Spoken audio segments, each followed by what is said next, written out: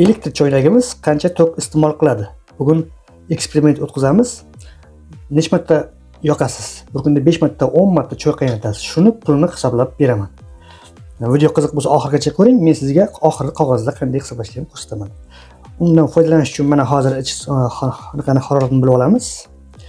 Suvimiz harorati demak, xona harorati bilan bir xil 21 gradus suvimiz. Ampermetr olamiz. Mana ampermetr. Bu bilan men qancha tok iste'mol qilyapti, qancha soatda bu qaynaydi. Shular haqida ham, qancha amperligini ham sizlarga aytib beraman. Boshladik.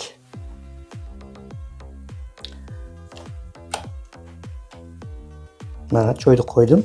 Hozir mana qaynaydi. Necha muddat qaynaydi va qancha tok oladi.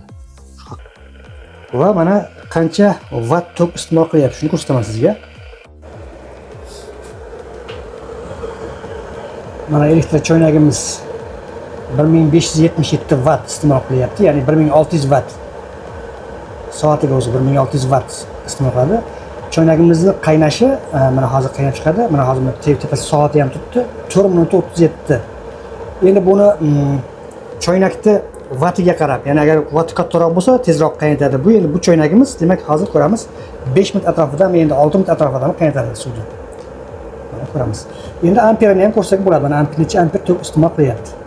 Mana 7.6 amper, ya'ni почти 8 amperga yaqin tokni ya'ni qabul qilyapti bu choynagimiz. 1577 vatt. Mana qaynab chiqish jarayonida choynagimiz 5 minut 48 sekund bo'ldi.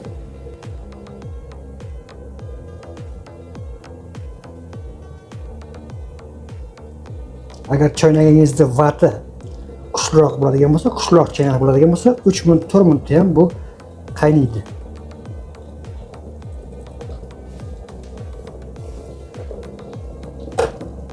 Mana o'chdi.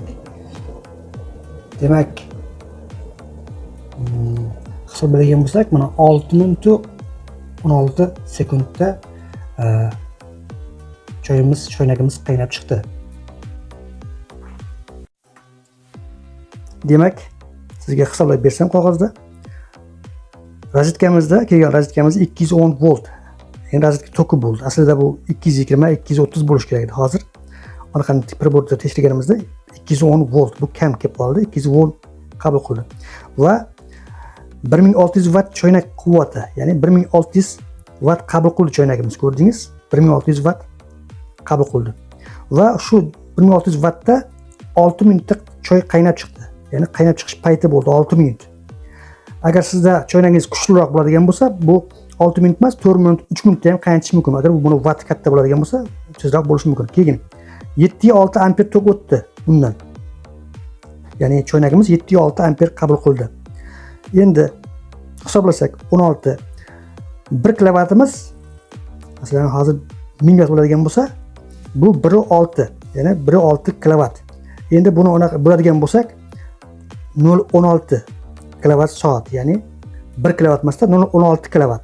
Shunda pulni hisoblaydigan bo'lsak, bizda o'rtacha biz kilovatimiz 1 kilovatga 500 so'm pul to'laydigan bo'lsak, 1 kilovat hozir o'rtacha O'zbekistonda 1 kilovat bo'ladigan bo'lsa, 1 kilovat 500 so'm bo'ladigan bo'lsa, bu 0.16 kilovat pul yozdi 6 daqiqada. Shunda bizda 80 so'm, 100 so'm atrofida bitta choy qaynatishimizga tushdi. Ya'ni 80 so'm, 100 so'm atrofida bir choy qaynatishimiz tushdi. Shunda siz 10 marta qaynatadigan bo'lsangiz, 10 marta qaynatadigan deylik, choyni 10 marta bir kunda qaynatsangiz, u degani 1 kilovati 600 0.6 degani, ya'ni 1 kilovati 6 degani. Bu deganda agar siz 10 marta choy qaynatganingizda ham bu 8 so'm, 9 so'mga aylanadi bu. Tushuntirib bera oldim degan umiddaman. Agar yoqqan video foydali bo'lgan bo'lsa, like va podpiska bosing. Shunday qiziqarli faktlar bilan chiqib turaman.